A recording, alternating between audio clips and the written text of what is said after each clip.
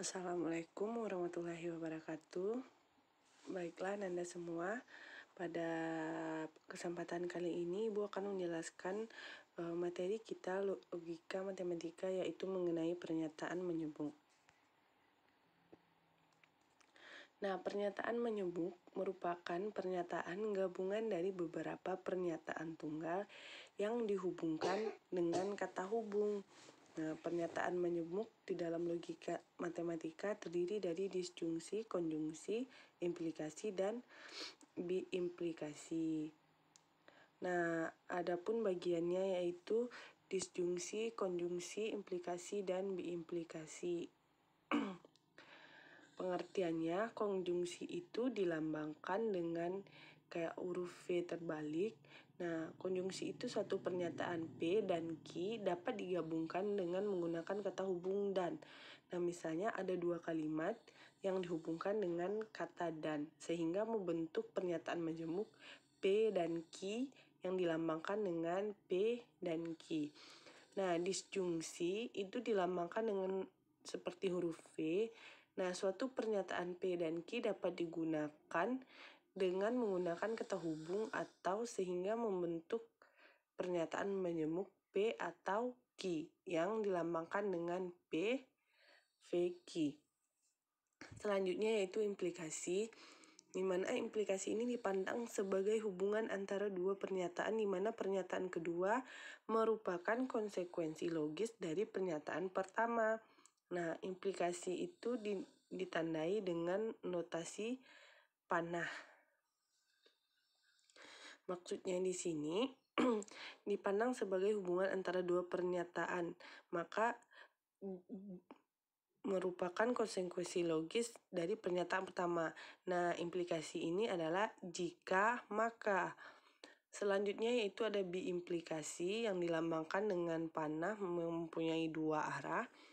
Nah, biimplikasi itu merupakan suatu pernyataan P dan Q dapat digabungkan dengan menggunakan kata hubung jika dan hanya jika, sehingga membentuk pernyataan majemuk P jika dan hanya jika Q yang dilambangkan dengan PQ. Nah, kita masuk yang pertama yaitu konjungsi, di mana pengertian konjungsi adalah suatu pernyataan P dan Q dapat digabungkan dengan menggunakan kata hubung dan. Nah, tabel kebenarannya yaitu jika P bernilai benar dan Q bernilai benar, maka P dan Q-nya juga bernilai benar. Jika P bernilai benar dan Q bernilai salah, maka pernyataan majemuk P dan Q akan bernilai salah. Nah, jika P bernilai salah, Q bernilai benar, P dan Q juga bernilai salah. Nah, jika P bernilai salah, Q bernilai salah, maka P dan Q bernilai salah. Jadi konsepnya konjungsi itu akan bernilai benar jika dan hanya jika kedua pernyataan P dan Q itu bernilai benar. Jika ada satu yang salah, maka pernyataannya akan bernilai salah. Selanjutnya contoh konjungsi. Budi sudah makan, belajar, dan minum. Nah, misalkan untuk dapat izin bermain oleh ibu, Budi harus memenuhi kondisi di atas.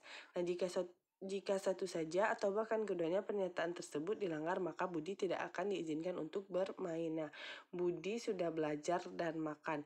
Kalau Budi belum makan, maka Budi tidak boleh bermain. Atau kalau Budi belum belajar, maka Budi juga tidak boleh bermain. Jadi, kedua-duanya harus dilakukan oleh Budi. Selanjutnya yaitu disjungsi. Pengertian disjungsi merupakan suatu pernyataan P dan Q dapat digabungkan dengan menggunakan kata hubung atau sehingga membentuk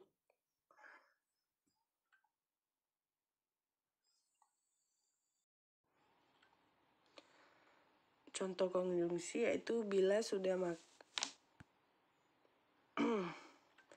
Yang kedua yaitu disjungsi. Pengertiannya, suatu pernyataan P dan Q dapat digabungkan dengan menggunakan kata hubung atau sehingga membentuk pernyataan majemuk P atau Q.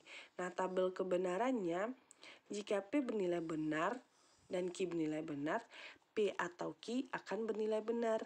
Jika pernyataan pertama benar dan pernyataan kedua salah, maka pernyataan menjemuk P atau Q-nya akan bernilai benar. Nah, jika pernyataan salah yang pertama dan pernyataan kedua benar, maka P atau Q juga akan bernilai benar. Nah, jika pernyataan P salah dan Q salah, maka pernyataan menjemuk P atau Q-nya akan bernilai salah. Nah, dari tabel kebenaran ini dapat kita lihat bahwa disjungsi itu akan bernilai salah jika kedua-duanya salah. Nah, ini konsepnya. Disjungsi hanya akan bernilai salah jika kedua pernyataan P dan Q salah. Nah, jika ada salah satu saja yang benar, maka nilai kebenarannya akan menjadi benar. Nah, contoh disjungsi, Bandung atau Palembang adalah kota yang terletak di Pulau Jawa.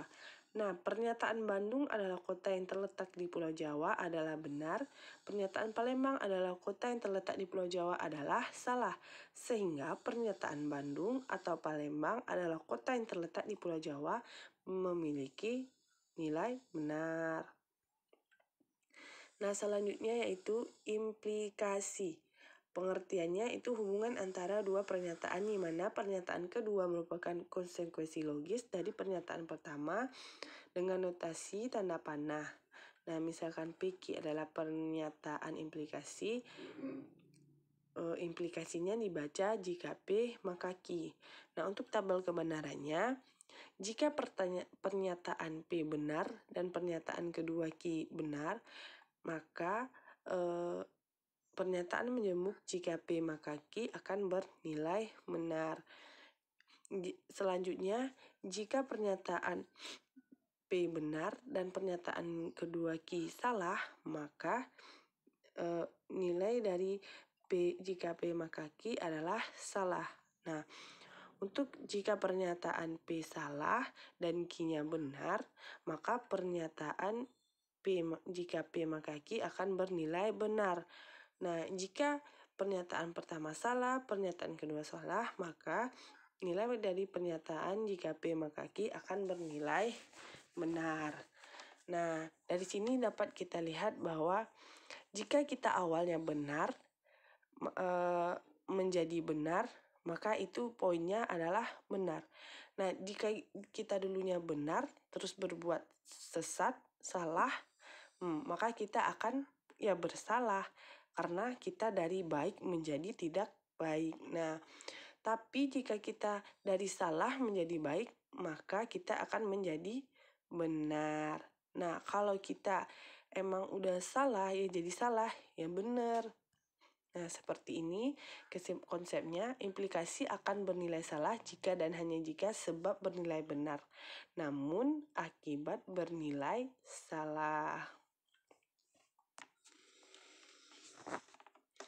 Nah, contoh implikasi, jika Budi sembuh, maka Budi akan sekolah. Jika betul Budi sembuh, lalu Budi masuk sekolah, Budi telah melakukan hal yang benar. Namun jika Budi sembuh namun dia tidak masuk sekolah, Budi telah berbuat salah karena mengingkari janjinya. Lalu bagaimana jika Budi belum sembuh? Nah, perhatikan bahwa Budi hanya berjanji masuk sekolah jika dia sembuh. Akibatnya, jika dia masih belum sembuh, tidak masalah bagi Budi untuk masuk sekolah ataupun tidak karena dia tidak melanggar janjinya. Nah, dari pernyataan berbentuk implikasi dapat kita turunkan pernyataan-pernyataan baru yang disebut inverse, converse, dan kontraposisi. Yang pertama yaitu inverse. Nah, inverse ini merupakan kebalikan dari pernyataan implikasi. Yang kedua yaitu converse, yaitu negasi dari pernyataan implikasi, dan kontraposisi merupakan kebalikan dan negasi dari pernyataan implikasi. Berarti kontraposisi ini adalah kebalikan dan negasi. Nah, kita lihat di sini contoh implikasinya. Jika Najwa Shihab rajin baca buku, maka Najwa Shihab cerdas. Nah, kalau ini kita inversekan, dia akan menjadi jika Najwa Shihab tidak rajin baca buku, maka Najwa Shihab tidak cerdas. Nah, implikasinya di sini adalah P maka Q. P-nya Najwa Shihab rajin baca buku dan Q-nya adalah Najwa Shihab cerdas. Maka converse-nya itu itu adalah negasi P maka negasi Q. Selanjutnya untuk inverse,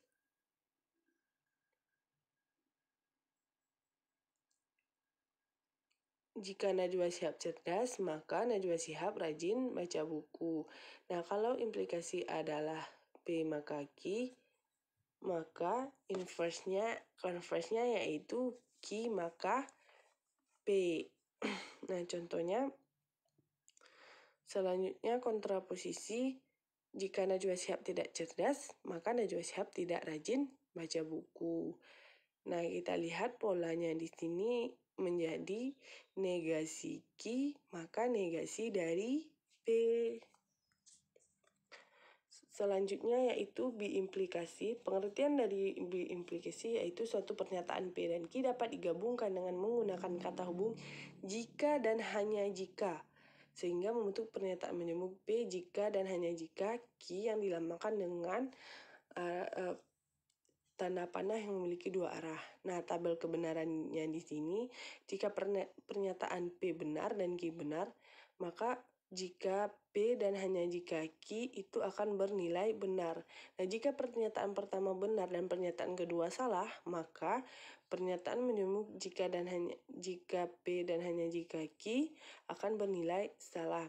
Nah, jika pernyataan pertama salah dan pernyataan kedua benar, maka nilai kebenarannya akan menjadi salah.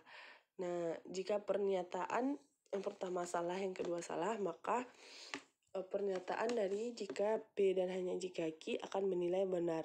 Nah, dari sini kita lihat bahwa nilai kebenarannya itu akan selalu benar jika pernyataan P dan Q itu nilai kebenarannya sama. Nah, sini konsepnya. Implikasi akan bernilai benar jika sebab dan akibatnya bernilai sama. Contohnya di sini, ayah mendapatkan gaji jika dan hanya jika ayah bekerja. Nah, jika ayah mendapatkan gaji, maka ayah bekerja. Dan jika ayah telah bekerja, maka ayah akan mendapatkan gaji. Nah, sebaliknya, jika ayah tidak mendapatkan gaji, maka ayah sedang tidak bekerja. Dan jika ayah tidak sedang bekerja, maka ayah tidak akan mendapatkan gaji. Baiklah Ananda, sekian dari e-book. Semoga Anda dapat mengerti dan memahami. Wassalamualaikum warahmatullahi wabarakatuh.